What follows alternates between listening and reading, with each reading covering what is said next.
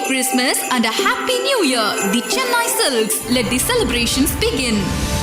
ஈரோடு கிழக்கு இடைத்தேர்தலை புறக்கணிக்கிறதா அதிமுக? அம்பேத்கர் முதல் ஒரே நாடு ஒரே தேர்தல் வரை அமைதி காக்கும் எடப்பாடி பழனிசாமி. திமுக எதிரி விஜய் தம்பி, சீமானின் புது பாசம். அம்மா ஆட்சி அமையும், சசிகலா சூசகம். இரட்டை இலக்கத்தில் சீட்டு வேண்டும், வன்னியரசு ஆசை. EVKS இளங்கோவன் இறந்ததற்கு பிறகாகவே ஈரோடு கிழக்கு இடைத்தேர்தல் எப்ப வரும், யாரு போட்டி போட போறாங்க அப்படிங்கிற ஆர்வம் எல்லார் மத்தியிலுமே அதிகமாவே இருக்குன்னு சொல்லலாம். என்னதான் 26ல தேர்தல் வரப்போகுது, இன்னும் 1.5 வருஷம் கூட இல்ல, அதுக்குள்ள இதுக்கு ஒரு இடைத்தேர்தல், யார் வந்தா என்னப்பா அப்படிங்கிற ஒரு மன ஓட்டம் இருந்தாலுமே ஈரோடு கிழக்கு இடைத்தேர்தல் மேல ஒரு கியூரியாசிட்டிங்கிறதும் இருக்கதான் செய்யுது. இதுக்கிடையில திமுகவுடைய செயற்குழு கூட்டம் நடந்தது. இந்த செயற்குழு கூட்டத்துல காங்கிரஸ்க்கு இடம் கொடுக்க வேணாம், இந்த முறை திமுகவுக்கு தான் இடம் கொடுக்கணும், ஈரோடு கிழக்கு இடைத்தேர்தல் நடந்ததுன்னா அதுல திமுக தான் போட்டியிடணும்னு ஈரோடு மாவட்டத்தை சேர்ந்த நிர்வாகிகள் திமுக தலைமை கிட்ட அழுத்தம் திருத்தமா சொன்னதா ஒரு தகவல் வந்திருக்கு.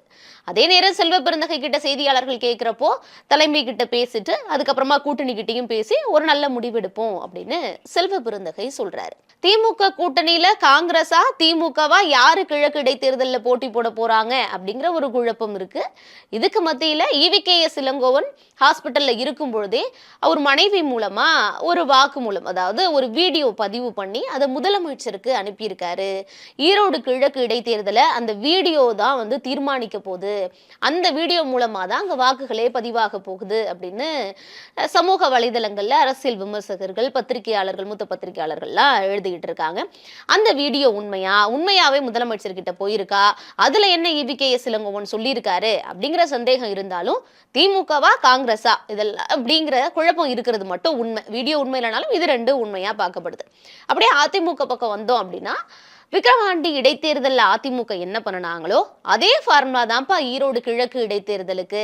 விக்கிரவாண்டி எப்படி வேண்டாம் அப்படின்னு சொல்லிட்டு ஒரு பெரிய அறிக்கை விட்டு பல காரணங்களை அடுக்கி பட்டியலிட்டாங்களோ அதை அப்படியே கொண்டு வந்து ஈரோடு கிழக்கு இடைத்தேர்தலுக்கும் அப்ளை பண்ணுவாங்க.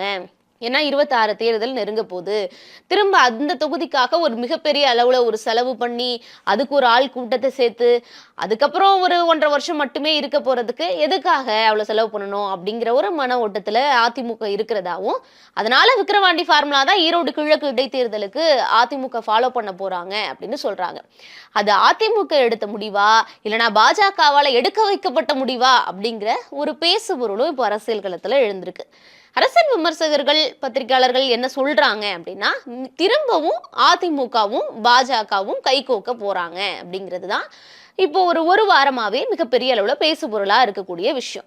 மீண்டும் இணைகிறதா அதிமுக பாஜக அப்படின்னு. ஏன் எதை பேஸ் பண்ணி இந்த கேள்விகள் வருது அப்படின்னு பார்த்தோம் அப்படின்னா, அம்பேத்கர் சம்பந்தமான விஷயத்துக்கு, அமித்ஷாவுடைய பேச்சுக்கு தமிழ்நாட்டில் இருக்கக்கூடிய ஆளும் கட்சியான திமுக, அவங்களுடைய கூட்டணி கட்சிகளா இருக்கட்டும், அது இல்லாம மற்ற கட்சிகளா இருக்கட்டும், எல்லாருமே கடுமையான கண்டனங்களையும் எதிர்ப்புகளையும் சொல்லிட்டு இருக்காங்க. சொல்ல போனா அதிமுக கூட்டணியில இருக்கக்கூடிய தேமுதிகலேருந்து பிரேமலதா விஜயகாந்த் கூட அவங்களுடைய அதிருப்தியையும் எதிர்ப்பையும் பதிவு பண்ணிட்டாங்க. ஆனா எடப்பாடி பழனிசாமி மட்டும் வாய் திறக்காம அமைதியாவே இருக்காரேப்பா. அவர்கிட்ட போய் கேட்டா ஜெயக்குமாருடைய கருத்து என்னவோ அதுதான்ப்பா என்னோட கருத்துன்ட்டு அமைதியா நழுவி போறாரே. எதுக்காக எந்த ஒரு கண்டனத்தையும் எடப்பாடி பழனிசாமி தெரிவிக்கல? ஜெயக்குமாரோட கருத்து தான் அவரோட கருத்தாவே இருக்கட்டும், ஆனா மைக்கு முன்னாடி அது அவர்ல பேசி இருக்கணும். அப்புறம் என்னப்பா ஒரு எதிர்கட்சி தலைவர் அப்படிங்கிற கேள்வி இருக்கு. இது இல்லாம செயற்குழு கூட்டத்துல ஸ்டாலின் அவர்கள், அதாவது முதல்வருமே வந்து நிறைய கேள்விகளை அடுக்கியிருக்காரு. ஏன் வந்து மோடியையோ அமித்ஷாவையோ எதிர்த்து கீச்சு குரல்ல கூட பேச மாட்டாரு எடப்பாடி பழனிசாமி, எந்த விதமான ஒரு எதிர்ப்புமே இல்லையே அப்படின்னு சொல்லி. சோ பொது வெளியில பார்க்கும்போது ஒரே நாடு ஒரே தேர்தலா இருக்கட்டும், டங்ஸ்டன் விவகாரமா இருக்கட்டும், இல்லைன்னா அந்த அம்பேத்கர் பிரச்சனையா இருக்கட்டும், இது எல்லாத்துலயுமே எடப்பாடி பழனிசாமி ஏன் இவ்வளவு அமைதியா மௌனம் காக்குறாரு அப்படிங்கிற ஒரு கேள்வி இருக்கு. இது பல வழக்குகள் இல்லைன்னா IT ரைடு, அமலாக்கத்துறை மாதிரியான ரைடுகளுக்கு பயந்து அப்படின்னு ஒரு புறம் சொல்லப்பட்டாலும், இன்னொரு புறம் இல்ல பின்னணியில பேச்சுவார்த்தை நடந்துட்டு இருக்கு. லண்டன் ரிட்டனுக்கு பிறகாக அண்ணாமலையும் அதிமுகவை விமர்சிக்கல, கூட்டணி பத்தி கேட்டா மேலிட முடிவு பண்ணுவாங்க, தேர்தல் நேரத்துல பேசி முடிவெடுக்கலான்னு அவரு ஒரு மழுப்பனான பதில தான் சொல்றாரே தவிர, இதற்கு முன்பு இருந்த அதிமுக எதிர்ப்புங்கிறது அண்ணாமலை கிட்ட அந்த அளவுக்கு இல்ல. சோ பின்னணியில பேச்சுவார்த்தை நடந்துகிட்டு இருக்கு அப்படின்னு சொல்லப்படுது. டிடிவி தினகரனும் சமீபத்துல டெல்லிக்கு போயிட்டு வந்து அவரும் தேசிய ஜனநாயக கூட்டணியில அதிமுக இருக்கிறதுக்கான வாய்ப்புகள் இருக்கு, அவங்க ஒன்றிணைந்த அதிமுகவை தான் அண்ணாமலை உட்பட தமிழக தலைவர்களா இருக்கட்டும், டெல்லி பாஜக தலைவர்கள் எல்லாருமே விரும்புறாங்கன்னு அவர் ஒரு பெரிய குண்டை போட்டிருந்தாரு. ஸோ இதெல்லாம் கணக்கு பண்ணி இந்த புள்ளிகள் எல்லாம் கனெக்ட் பண்ணி பார்த்தோம் அப்படின்னா அதிமுக பாஜக கூட்டணி அமையுமாங்கிற கேள்வி இருக்கு. ஸோ அதிமுக விக்கிரவாண்டி மாதிரி ஈரோடு கிழக்க ஸ்கிப் பண்ணிட்டு தன்னுடைய கூட்டணியில வரப்போற பாஜகவுக்காக விட்டு கொடுத்துருவாங்க. ஈரோடு கிழக்கு இடைத்தேர்தல்ல பாஜக கூட்டணியில இருக்க யாரோ ஒரு கட்சி போட்டிடலாம். ஏன்னா பாமக வந்து விக்கிரவாண்டியில பலமா அவங்க இருக்கிறதுனால பாமகக்கு கொடுத்தாங்க. ஈரோட்ல அது மாதிரி யார் இருக்காங்களோ பாஜகவோ இல்லைன்னா யாரோ அவங்க போட்டிடுறதுக்கான வாய்ப்புகள் இருக்கு அப்படின்னு சொல்லப்படுது. ஸோ ஈரோடு கிழக்கு இடைத்தேர்தல், அதை ஒட்டி அதிமுக பாஜக கூட்டணி இருக்குமா அப்படிங்கிற கேள்வி எல்லாமே பின்னப்பட்டுக்கிட்டு இருக்கு. இந்த சூழல்ல தான் சீமான் அவர்கள் இப்போ திரும்பவும் என்ன சொல்லியிருக்காரு அப்படின்னா, நடு ரோட்ல நின்னா என்ன ஆக முடியும், ஒண்ணு இந்த பக்கம் போகணும் இல்ல இந்த பக்கம் போகணும், நடு ரோட்ல நின்னா லாரி தான் ஏத்தி அடிபடணும் அப்படின்னு விஜய பார்த்து சொன்ன சீமான் இப்போ என்ன சொல்லியிருக்காருன்னா, விஜய் என்னோட தம்பி, திமுக என்னுடைய எதிரி அப்படின்னு குறிப்பிட்டிருக்காரு. இது என்னடா திடீர் தம்பி பாசம் அப்படிங்கிற ஒரு சந்தேகத்தையும் இது எழுப்பியிருக்கு. விஜயோட கூட்டணி இல்ல, தனித்து தான் போட்டி அப்படிங்கிறத சொல்லிட்டாரு. மிக கடுமையான விமர்சனங்களை விஜயுடைய அந்த மாநாட்டுக்கு பிறகாக வச்சுக்கிட்டு இருந்த சீமான் அவர்கள் இந்த புயல் நிவாரண நிதிக்கு பிறகாகவே விஜய் மேல ஒரு சாஃப்ட் கார்னர் தெரியுது. ஏன்னா எல்லாரும் வந்து பனையூர்ல வீட்டுக்கு கூட்டி வந்து வச்சு பாதிக்கப்பட்டவங்களுக்கு நிவாரணம் கொடுத்த விஜயை கடுமையா விமர்சிக்கிறப்ப சீமான் அவர்கள் மட்டும்தான் அதையாவது அவர் பண்ணினாரே, அவரு இப்போ வந்து களத்துக்கு போயிருந்தாருன்னா நிறைய போலீஸ்கள் வர வேண்டிய சூழல் இருந்திருக்கும், அங்க வந்து நிறைய வந்து பிரச்சனைகள் இருந்திருக்கும், அதுக்கு ஒரு நியூஸ் ஆயிருக்கும், அதனால அவருக்கு அந்த மனசு இருந்ததே பெரிய விஷயம் அப்படின்னு சொல்லி சீமான் அப்பையும் விஜய்க்கு கொஞ்சம் ஆதரவா தான் பேசியிருந்தாரு. இந்த சூழல்ல திரும்பவும் விஜய் என்னோட தம்பி, திமுக என்னுடைய எதிரி அப்படின்னு சொல்லியிருக்காரு. சோ புதுசா ஒரு கணக்கு தொடங்க ஆரம்பிக்கிறாரா சீமான், புதுசா வேற ஏதாவது வழியில பேச்சுவார்த்தை நடத்தப்பட்டுக்கிட்டு இருக்கா அப்படிங்கிற கேள்விகளை சீமானுடைய சமீப கால நடவடிக்கைகளும் பேச்சுகளும் நமக்கு எழுப்பியிருக்கு. இந்த நிலையில சசிகலா வேற அம்மாவுடைய ஆட்சி அமையும், எப்படி அமையுங்கிறதெல்லாம் கேட்காதீங்க, ஆட்சி அமைஞ்சதுக்கு அப்புறம் நான் வந்து பேசுறேன் அப்படின்னு சொல்லியிருக்காங்க. ஸோ அம்மாவோட ஆட்சி கண்டிப்பா 26ல் அமையதான் போகுது. அமைச்சதுக்கு பிறகாக நிச்சயமா நான் வந்து உங்க எல்லாருக்கிட்டையுமே பேசுவேன், ஆனா எப்படி அமைய போகுது அப்படிங்கிறத மட்டும் கேட்காதீங்க அப்படிங்கிறாங்க. ஸோ கேட்காதீங்க, ஆனா அம்மா ஆட்சி அமையணும் ஒரு சூசகமா சசிகலா அவர்கள் சொல்றப்போ உண்மையாவே பேச்சுவார்த்தை நடந்துகிட்டு தான் இருக்காப்பா, இந்த பேச்சுவார்த்தையெல்லாம் நடத்துறது யாருப்பா அப்படிங்கிற கேள்வியை எழுப்பியிருக்கு. திமுக கூட்டணியை பொறுத்த வரைக்கும் ஸ்ட்ராங்கா இருக்காங்க, காம்பேக்டா, எந்த விதமான பிரச்சனைகளும் இல்லை அப்படின்னு கூட்டணி தலைவர்கள் சொன்னாலும் கூட்டணியில இருக்கக்கூடிய தலைவர்கள் இல்லாம கட்சியில இருக்கக்கூடியவர்களுடைய பேச்சுகள்ங்கிறது தொடர் சர்ச்சைகளை ஏற்படுத்திக்கிட்டே தான் இருக்கு கூட்டணியில. ஆதவ் அர்ஜுனா விசிகாவிலேருந்து சர்ச்சையை ஏற்படுத்தி கட்சியை விட்டு விலகி ஓகேப்பா இனி எந்த பிரச்சனையும் இல்லை அப்படிங்கிறப்போ விசிகாலேருந்து இப்போ வன்னியரசு பேசுனது ஒரு சர்ச்சையை ஏற்படுத்தி இருக்கு அப்படின்னு சொல்லலாம்.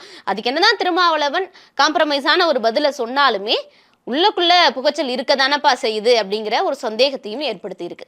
வன்னியரசு என்ன சொல்றாருன்னா 25 இடங்கள்லயாவது போட்டியிடணும் அப்படிங்கிறது தான் என்னுடைய ஆசை, எல்லாருக்கும் எங்க விசிக்கு எல்லாரோடையுமே ஆசையும் கூட, நாங்க இரட்டை இலக்கத்துல சட்டமன்றத்துக்குள்ள போகணும்னு நினைக்கிறோம் அப்படின்னு வன்னியரசு தன்னுடைய ஆசையை வெளிப்படுத்தி இருக்காரு.